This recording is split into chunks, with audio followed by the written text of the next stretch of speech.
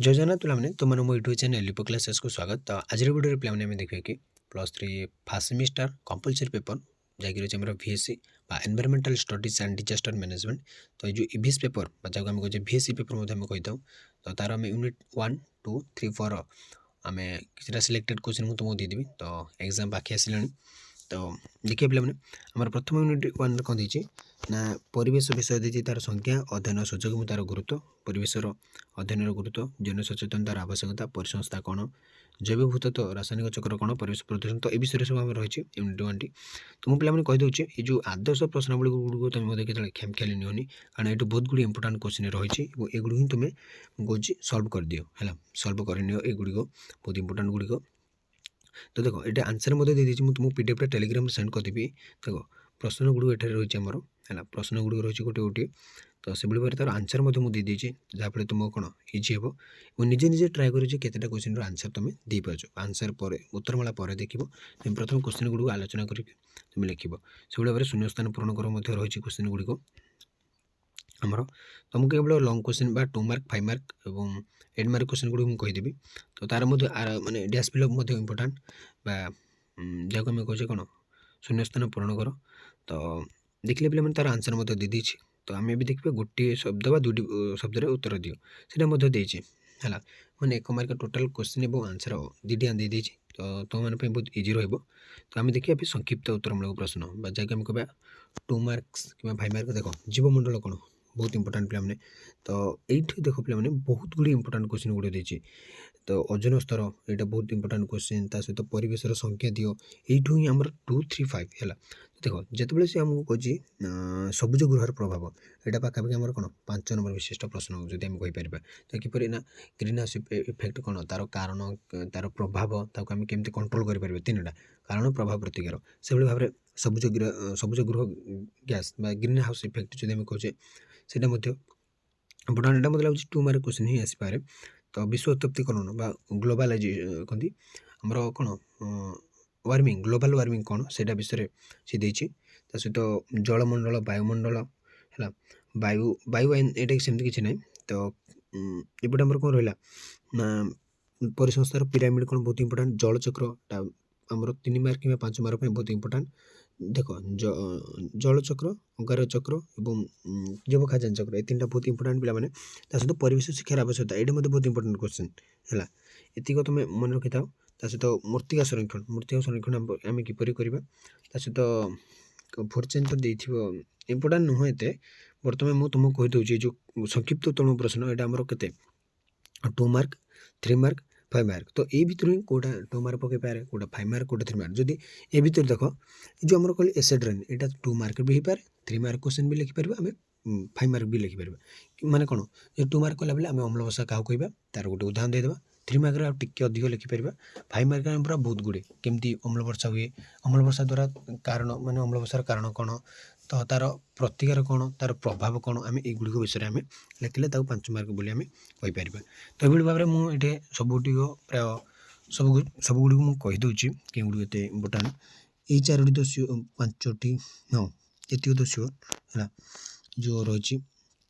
ତା ସହିତ ଆମର ଖାଦ୍ୟ ଶୃଙ୍ଖଳ, ତ ଏଇଠୁ ଆମର ଏତିକି ବହୁତ ଇମ୍ପୋର୍ଟାଣ୍ଟ।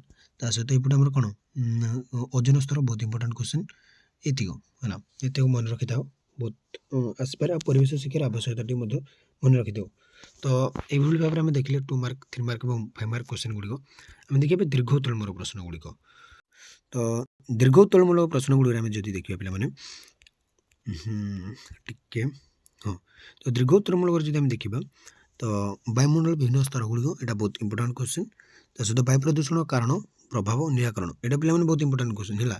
ବାୟୁ ପ୍ରଦୂଷଣ, ଜଳ ପ୍ରଦୂଷଣ, ମୃତ୍ତିକା ପ୍ରଦୂଷଣ, ଏ 3ଟା ବହୁତ ଇମ୍ପୋର୍ଟାଣ୍ଟ। ଏ ଭିତରୁ ଗୋଟେ ସିଓର ପକାଇପାରେ ହେଲା। ତା ସହିତ ଶକ୍ତି କିପରି ପରିସଂସ୍ଥାର ବିଭିନ୍ନ ସ୍ତର ଦେଇ ଗତି କରେ, ବର୍ଣ୍ଣନା କରେ, ଏଇଟା ମଧ୍ୟ ଟିକେ ଇମ୍ପୋର୍ଟାଣ୍ଟ କ୍ୱେଶ୍ଚିନ୍ଟା, ବଟ୍ ଏଇ 3ଟା ବହୁତ ଇମ୍ପୋର୍ଟାଣ୍ଟ କ୍ୱେଶ୍ଚିନ୍ ୟୁନିଟ୍ 1 ପାଇଁ। ତା ସହିତ ପରିବେଶ ସୁରକ୍ଷା ପାଠ୍ୟକ୍ରମର ଉଦ୍ଦେଶ୍ୟ ଏବଂ ଗୁରୁତ୍ୱ, ଏଇଟା ମଧ୍ୟ ପିଲାମାନେ 8 ନମ୍ବରଟା ବହୁତ ଇମ୍ପୋର୍ଟାଣ୍ଟ କ୍ୱେଶ୍ଚିନ୍। ତ ମୁଁ କହି ରଖିବାକୁ ଚାହୁଁଛି ପିଲାମାନେ ଏଠି 2 ନମ୍ବର ପ୍ରଶ୍ନ, ତା ସହିତ 3, 4, 5, 6 ଏ 3ଟା ମନେ ରଖିଲେ ନହେଲେ, କିନ୍ତୁ 2 ନମ୍ବରଟା 4, 5, 6 ଆଉ 8 ଏତିକି ହିଁ ତୁମମାନଙ୍କୁ ବହୁତ ଇମ୍ପୋର୍ଟାଣ୍ଟ ରହିବ।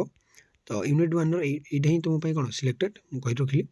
ଆଉ ତାପରେ ଆମେ ଦେଖିବା यूनिट 2। ତ ଦେଖ यूनिट 2 ଆମର କ'ଣ ଅଛି ନବୀକରଣ ଏବଂ ଅନବୀକରଣ ଶକ୍ତିର ଉତ୍ସ, ଜଙ୍ଗଲ ସମ୍ପଦ, ଜଳ ସମ୍ପଦ, ଖଣିଜ ସମ୍ପଦ, ଖାଦ୍ୟ ଶକ୍ତି, ମୃତ୍ତିକା ସମ୍ପଦ, ତା ସହିତ ଜୈବ ବିବିଧତା ତାର ଆମେ କିପରି ସଂରକ୍ଷଣ କରିବା ଏ ବିଷୟରେ ଦେଇଛି।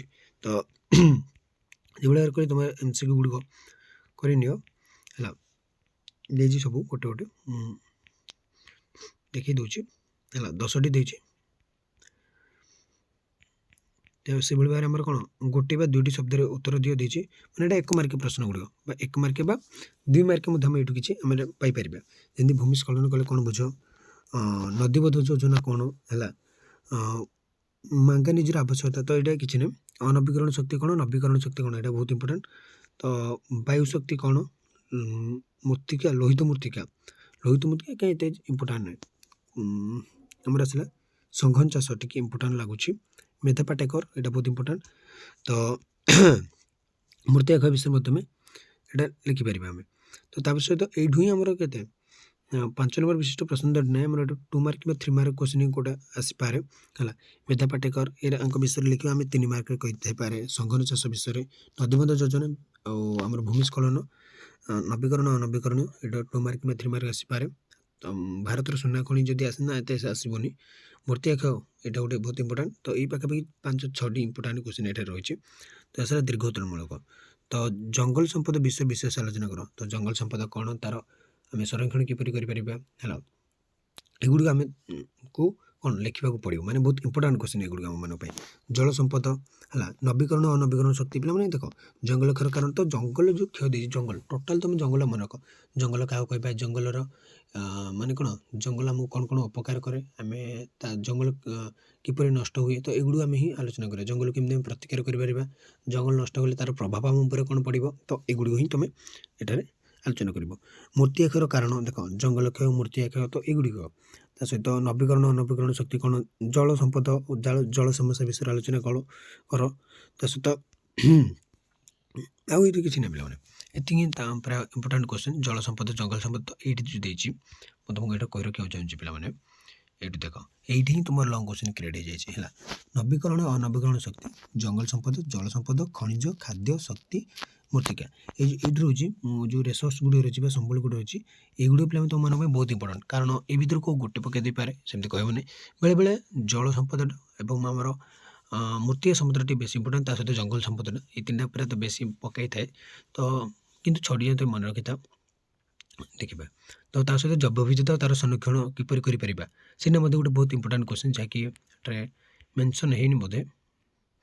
ତ ନାଇଁ ଦେଇଛି ଏଇଠି ଦେଖ, ଜୈବ ବିବିଧତା ସଂରକ୍ଷଣ ସମ୍ପର୍କରେ ଆଲୋଚନା କର, ଏଇଟା ମଧ୍ୟ ବହୁତ ଇମ୍ପୋର୍ଟାଣ୍ଟ କ୍ୱେଶ୍ଚିନ୍ ପିଲାମାନେ। ଜୈବ ବିବିଧତା ବିଷୟରେ ହେଲା, ଜୈବ ବିବିଧତା କ'ଣ, ତାର କିପରି ଆମେ ସଂରକ୍ଷଣ କରିବା। ତ ତାପରେ ଆମେ ଦେଖିବା ପିଲାମାନେ ୟୁନିଟ୍ 3କୁ ଆମେ ଯିବା, ଯାହାକି ଆମର ରହିଛି ଏଥର ବିପର୍ଯ୍ୟୟ ପରିଚାଳନା ବା ଡିଜାଷ୍ଟର ମ୍ୟାନେଜମେଣ୍ଟ ଆସିଲା ଆମର ଏବେ ହେଲା। ଯେମିତି ଆମର ରହିଛି ବିପର୍ଯ୍ୟୟ ବା ବିପତ୍ତି କ'ଣ, ବିପର୍ଯ୍ୟୟର ପ୍ରକାରଭେଦ ଗୁଡ଼ିକ ଆଲୋଚନା କରିବା। ତ ଦେଖ ପିଲାମାନେ, ଆମର MCQ ଗୁଡ଼ିକ ଦେଇଛି, ସବୁ ସ୍କ୍ରିନଶଟ୍ ନେଇଛ ବା ଯାହାକୁ PDFଟା ଦରକାର ମୁଁ ଟେଲିଗ୍ରାମରେ ସେଣ୍ଡ କରିଦେବି। ତ ପ୍ରାୟତଃ ବୁକ୍ର ଥିବ, ଯାହା ପାଖରେ ବୁକ୍ ଥିବ ତାର ବ୍ୟାକ୍ ସାଇଡ଼୍ରେ ତ ସବୁ କ୍ୱେଶ୍ଚିନ୍ ଗୁଡ଼ିକ ଥିବ, ସେଇଟା ଆଲୋଚନା କରିନେବ ବା ଦେଖିନେବ। ଦେଖ ଆନ୍ସର୍ ଗୁଡ଼ିକ ମଧ୍ୟ ଦେଇଛି, ତୁମେ ଆନ୍ସର୍ ଗୁଡ଼ିକ ସବୁଠୁ ଟ୍ରାଏ କରି ଯାଇଥିବ, ମାନେ ପ୍ରାକ୍ଟିସ୍ କରିକି ଯାଇଥିବ। ମୁଁ କହୁଛି ସିଓର ଆସିପାରେ, ସିଓର ସର୍ଟ କ୍ୱେଶ୍ଚିନ୍ ଆସିପାରେ। ଦେଖ ଭୂମିକମ୍ପ ଡ୍ୟାସ୍ ଯନ୍ତ୍ରରେ ମପାଯାଏ, ବିଜୁଳି ମାରିବା ଦ୍ୱାରା ଡ୍ୟାସ୍ ବଢ଼ିପାରେ, OSDMA ଏକ ଡ୍ୟାସ୍ ସଂସ୍ଥା, ଏଗୁଡ଼ିକ ହେଲା। ତ ଗୋଟିଏ ବା ଦୁଇଟି ଶବ୍ଦରେ ଲେଖ ହେଲା, ଗୋଟିଏ ବି ଦୁଇଟି ଶବ୍ଦ ମଧ୍ୟରେ ମଧ୍ୟ ଦେଇଛି, ତାର ଆନ୍ସର୍ ଦେଇଛି ସବୁ। ତାପରେ ଆସିଲା ସଂକ୍ଷିପ୍ତ ଉତ୍ତରମୂଳକ ବା ଆମେ ଯାହା କହିବା 2 ମାର୍କ କିମ୍ବା 3 ମାର୍କ କ୍ୱେଶ୍ଚିନ୍ସ ଆମେ କହିପାରିବୁ ତାକୁ। ଦେଖ ମୁଁ କହିଦେଉଛି ଏଠି ଆମର NDRF, ଏଇଟା ବହୁତ ଇମ୍ପୋର୍ଟାଣ୍ଟ। ଆମର ODRAF, ଏଇଟା ଗୋଟେ ବହୁତ ଇମ୍ପୋର୍ଟାଣ୍ଟ। ଘୂର୍ଣ୍ଣିବାତ୍ୟା କ'ଣ, ପ୍ରାକୃତିକ ବିପର୍ଯ୍ୟୟ ଗୋଟେ କ'ଣ, ଆଉ ବିପର୍ଯ୍ୟୟ ପରିଚାଳନା ଚକ୍ର, ଏ ପିଲାମାନେ ଏଇ 5ଟା ବହୁତ ଇମ୍ପୋର୍ଟାଣ୍ଟ କ୍ୱେଶ୍ଚିନ୍ ହେଲା।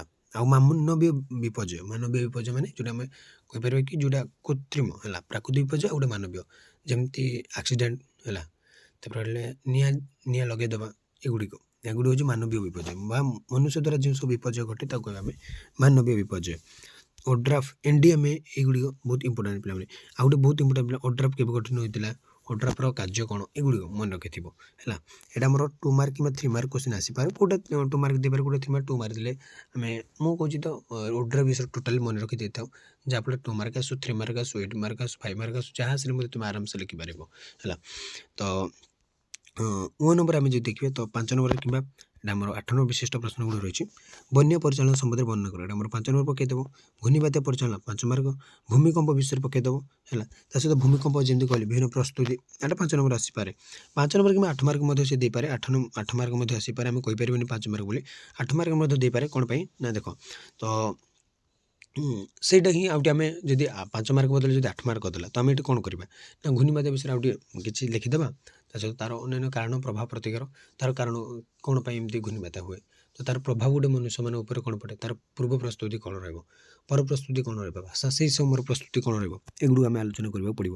ତା ସହିତ 5 ନମ୍ବର ଯେଉଁ ଦେଇଛି ଏଇଟା ମଧ୍ୟ ବହୁତ ଯେଉଁ କେନ୍ଦ୍ର ରାଜ୍ୟର ବିଭିନ୍ନ ପରିଚାଳନା, ଯେମିତି ଆମର NDRF, ଓଡ୍ରାଫ୍ ହେଲା, OSDMA ହେଲା, NDMA ଏଗୁଡ଼ିକ ଯେମିତି ଆମର SDMA କ'ଣ ଷ୍ଟେଟ୍ ଡିଜାଷ୍ଟର ମ୍ୟାନେଜମେଣ୍ଟ ଅଥରିଟି, ସେମିତି NDMA national disaster management authority. ତ এই ବିଷୟ ଗୁଡ଼ିକୁ ଆମେ ମନେ ରଖିବାକୁ ପଡ଼ିବ।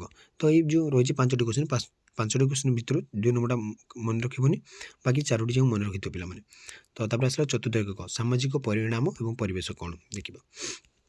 ତ ଆମର ଦେଖିଲେ ଆମର ରହିଛି ସବୁ ସର୍ଟ କ୍ୱେଶ୍ଚିନ୍ ଗୁଡ଼ିକୁ ଆଦର୍ଶ ପ୍ରଶ୍ନାବଳୀର ବହୁତ ପିଲାମାନେ ଏଇ ସର୍ଟ କ୍ୱେଶ୍ଚିନ୍ ସତରେ ରିଏଲି କରି ଯାଇଥିବ ସିଓର ପାଖାପାଖି 10ରୁ 7 8ଟି କ୍ୱେଶ୍ଚିନ୍ ତ ଏଇଠୁ ହିଁ ସିଓର ପଡ଼ିଥିବ। ବାକି ଗୋଟେ ଦୁଇଟା ଏପଟ ସେପଟ ହେଇପାରେ, ସବୁ ମାନେ 10ରୁ 10 ଆସିବ ଆମେ ସେମିତି କହିପାରିବା ନାହିଁ, ବଟ୍ ବହୁତ ଇମ୍ପୋର୍ଟାଣ୍ଟ କ୍ୱେଶ୍ଚିନ୍ ଯାକ ହିଁ ଏଇଠି ରହିଛି। ତୁମେ ଯଦି ଥରେ ଦେଖି ଯାଅ ଦେଖିବା ସିଓର ଆସିଥିବ। ତ ଏଇଟା ମଧ୍ୟ ମନେ ରଖିକି ଯାଇଥାଉ ହେଲା। ଶୂନ୍ୟସ୍ଥାନ ପୂରଣ କର, ତା ସହିତ ଗୋଟେ ବା 2ଟି ଶବ୍ଦରେ ଏଗୁଡ଼ିକୁ ମଧ୍ୟ ମନେ ରଖି ଯାଇଥାଉ ହେଲା। ତାର ଆସିଲା ସଂକ୍ଷିପ୍ତ, ମାନେ ଏଇଟା ଆମେ କହିପାରିବା 2 ମାର୍କ ଏବଂ 3 ମାର୍କ। ଏ ଭିତରେ ମଧ୍ୟ ଗୋଟେ 5 ମାର୍କ ବି ପକାଇଦିଏ ହେଲା। ଏଇଟା 2 3 5 ତଳେ ଯେଉଁ ମୁଁ କହୁଛି ସେଇଟା 5 8 ହେଲା। 5 ମାର୍କ ଏଥିରେ 5 ମାର୍କ, ଏଥିର 8 ମାର୍କ, କିନ୍ତୁ ଆମେ କ୍ୱେଶ୍ଚିନ୍ ଗୁଡ଼ିକୁ ସିଓର ହିଁ ପଡ଼ିବ। ମୁଁ ଗ୍ୟାରେଣ୍ଟି ଦେଇ ପ୍ରାୟ କହିଦେଉଛି ପୁରା 85% କ୍ୱେଶ୍ଚିନ୍ ସିଓର ତ ଏଇଗୁଡ଼ିକୁ ହିଁ ପଡ଼ିବ। ଜନ୍ମହାର କ'ଣ ହେଲା, ଜନ୍ମହାର ମୃତ୍ୟୁହାର, ଏଥିରେ ତ ସିଓର 2 ମାର୍କ କିମ୍ବା 3 ମାର୍କ ପାଇଁ ପକାଏ, ପ୍ରାୟତଃ କ୍ୱେଶ୍ଚିନ୍ ପକାଏ ହେଲା। ତ ଗ୍ଲୋବାଲ୍ ୱାର୍ମିଂ ହେଲା, ଗ୍ରୀନ୍ ହାଉସ୍ ଇଫେକ୍ଟ, ସହରୀକରଣ ବହୁତ ଇମ୍ପୋର୍ଟାଣ୍ଟ ପିଲାମାନେ ହେଲା। ଅଙ୍ଗାରକ ପଦଚିହ୍ନ, କାର୍ବନ ଫୁଟପ୍ରିଣ୍ଟ କ'ଣ, ସହନଶୀଳ ଉନ୍ନତି କ'ଣ ପିଲାମାନେ ଟୋଟାଲ୍ ଘନମଟା ପିଲାମାନେ ମନେ ରଖିଯାଇଥାଉ ହେଲା। ୟୁନିଟ୍ 4 ପାଇଁ ସବୁଠୁ କ୍ୱେଶ୍ଚିନ୍ ପିଲାମାନେ ଇମ୍ପୋର୍ଟାଣ୍ଟ କ୍ୱେଶ୍ଚିନ୍ ଗୋଟେ ଦେଇଛି, କହିଲେ ସିଲେକ୍ଟେଡ଼ କ୍ୱେଶ୍ଚିନ୍ ଏଇଠି ହିଁ ଦେଇଦେଇଛି ହେଲା। ଏଇଠୁ ହିଁ ପୁରା 2 ମାର୍କ କିମ୍ବା 3 ମାର୍କ କିମ୍ବା 5 ମାର୍କ କ୍ୱେଶ୍ଚିନ୍ ପଡ଼ିପାରେ। ଯେମିତି ମୃତ୍ୟୁହାର ବହୁତ ଇମ୍ପୋର୍ଟାଣ୍ଟ, ଏଇଟା 3 ମାର୍କ ପାଇଁ ବହୁତ ଇମ୍ପୋର୍ଟାଣ୍ଟ କ୍ୱେଶ୍ଚିନ୍। ଜନ୍ମହାର ମଧ୍ୟ ସେ 3 ମାର୍କ ପାଇଁ ବା 2 ମାର୍କ ପାଇଁ ବହୁତ ଇମ୍ପୋର୍ଟାଣ୍ଟ। ଜନସଂଖ୍ୟା ବୃଦ୍ଧି ହାର ବା ଯେଉଁ ପପୁଲେସନ୍ଟା ଗ୍ରୋଥ୍ ରେଟ୍ କ'ଣ ସେଇଟା ମଧ୍ୟ ପକାଏ। ଆଉ ଏଇ 3ଟା ତ ବହୁତ ଇମ୍ପୋର୍ଟାଣ୍ଟ। ଏଇଟା ଅମ୍ଳ ବର୍ଷା ଗୋଟେ ଦେଇନି ଏସିଡ୍ ରେନ୍, ସେଠି ତ ଆମେ ୟୁନିଟ୍ 2ରେ ଦେଇଛି, ବଟ୍ ଏଇଠି ମଧ୍ୟ ଏସିଡ୍ ରେନ୍ ଦେବା କଥା, ସେଇଟା ମଧ୍ୟ ବହୁତ ଇମ୍ପୋର୍ଟାଣ୍ଟ କ୍ୱେଶ୍ଚିନ୍ ହେଲା। ତ ଆମେ ଦେଖିଲେ ଏଗୁଡ଼ିକ ଆମ ପାଇଁ ବହୁତ ଇମ୍ପୋର୍ଟାଣ୍ଟ ପିଲାମାନେ ହେଲା, ସତରେ ବହୁତ ଇମ୍ପୋର୍ଟାଣ୍ଟ। ମୁଁ ତୁମକୁ ସେମିତି ଖାମଖିଆଲି କହୁନି। ସବୁଜ ଗୃହ ପ୍ରଭାବ ତ ବହୁତ ଇମ୍ପୋର୍ଟାଣ୍ଟ କ୍ୱେଶ୍ଚିନ୍, ବିଶ୍ୱ ଉତ୍ତାପ୍ତିକରଣ ପ୍ରାୟ ସବୁଜ ଗୃହ ପ୍ରଭାବ ଆମର ଗ୍ଲୋବାଲ୍ ୱାର୍ମିଂ ସେ 1 ମାର୍କ ହେଇପାରେ, 1 ମାର୍କରେ ପଡ଼ିପାରେ, 2 ମାର୍କ, 3 ମାର୍କ, 5 ମାର୍କ, ଏଇ ତ ସିଓର। 8 ମାର୍କ ପଡ଼ିପାରେ ନ ପଡ଼ିପାରେ ମୁଁ କହିପାରିବିନି, କାରଣ 8 ମାର୍କ 4ଟି କ୍ୱେଶ୍ଚିନ୍ ପଡ଼ୁଛି, ତ କେଉଁଟା ସିଲେକ୍ଟେଡ଼ ତ କିଏ କହିପାରିବେ ନାହିଁ। ବଟ୍ ମୁଁ କହୁଛି ତ ଗ୍ଲୋବାଲ୍ ୱାର୍ମିଂରୁ ସିଓର ଗୋଟେ କ୍ୱେଶ୍ଚିନ୍ ଆସ୍ପେକ୍ଟ ଆସିବ, ସେ ଯେଉଁ ଲଙ୍ଗ୍ ହଉ କିମ୍ବା ସର୍ଟ ହଉ ହେଲା। ତ ତାପରେ ଆସିଲା ଜନସଂଖ୍ୟା ବା କମ୍ୟୁନିଟି ବିଷୟରେ ବର୍ଣ୍ଣନା କର। ଜନସଂଖ୍ୟା ନିୟୋଜନ ବିଭିନ୍ନ ପଦ୍ଧତି, ଏଇଟା ପିଲାମାନେ ବହୁତ ଇମ୍ପୋର୍ଟାଣ୍ଟ ହେଲା। ଆଉ ଗୋଟେ ସହରୀକରଣ ଓ ସମାଜ ଉପରେ ଏହାର ପ୍ରଭାବ, ପିଲାମାନେ ଏଇଟା ବହୁତ ଇମ୍ପୋର୍ଟାଣ୍ଟ କ୍ୱେଶ୍ଚିନ୍ ହେଲା। ତା ସହିତ ଜଳବାୟୁ ପରିବର୍ତ୍ତନ କାରଣ ଓ ପ୍ରଶମନ ପ୍ରଣାଳୀ ଗୁଡ଼ିକ ବହୁତ ଇମ୍ପୋର୍ଟାଣ୍ଟ। ଗ୍ଲୋବାଲ୍ ୱାର୍ମିଂ ଯେମିତି କହିଲେ ଏଇଟା 8 ମାର୍କ ମଧ୍ୟ ଆସିପାରେ। ବିଶ୍ୱତାପାୟନ କ'ଣ, ବିଶ୍ୱତାପାୟନ ବିଭିନ୍ନ କାରଣ ବିଷୟରେ ହେଲା। ତା ସହିତ ବନ୍ୟଜନ୍ତୁ ମାନଙ୍କ ପାଇଁ ବା ବନ୍ୟ ପ୍ରାଣୀ ସୁରକ୍ଷା ଆଇନ ଏବଂ ତଥା ଜଙ୍ଗଲ ସୁରକ୍ଷା ଆଇନ, ପିଲା ଯେଉଁ ପରିବେଶ ସୁରକ୍ଷା ଆଇନ, ଜଙ୍ଗଲ ସୁରକ୍ଷା ଆଇନ ହେଲା, ଏଇଟା ଆମର ଦେଇଛି କହି ରଖିବାକୁ ଚାହୁଁଛି ହେଲା। ତ ଏ ଯେଉଁ ପରିବେଶ ସୁରକ୍ଷା ଆଇନ ଯେତେକ ଅଛି ପିଲାମାନେ ସବୁଠିକୁ ଆଇନକୁ ମନେ ରଖିକି ଯାଇଥାଉ, ସବୁଠିକୁ ଆଇନ ଲଙ୍ଗ୍ ସର୍ଟ ସବୁ ପାଇଁ ହେଲା। 2 ମାର୍କ ପକାଇପାରେ, 3 ମାର୍କ ପକାଇପାରେ। ଏ କେତେ ମାନେ ଆଇନ କ'ଣ ହେଲା, କେବେ ଏଇଟା ପ୍ରଚଳିତ ହେଇଥିଲା, ଜଙ୍ଗଲ ଆଇନ କେବେ ପ୍ରଚଳିତ ହୋଇଥିଲା, ଜଳ ପ୍ରଦୂଷଣ ବା ସୁରକ୍ଷା ଆଇନ କେବେ ପ୍ରଚଳିତ ହେଇଥିଲା, ତ ଏଗୁଡ଼ା ସିଓର ମନେ ରଖି ଯାଇଥାଉ ହେଲା। ଆଉ ଏଇଟା ସେମିତି କିଛି କ୍ୱେଶ୍ଚିନ୍ ନାହିଁ ପିଲାମାନେ।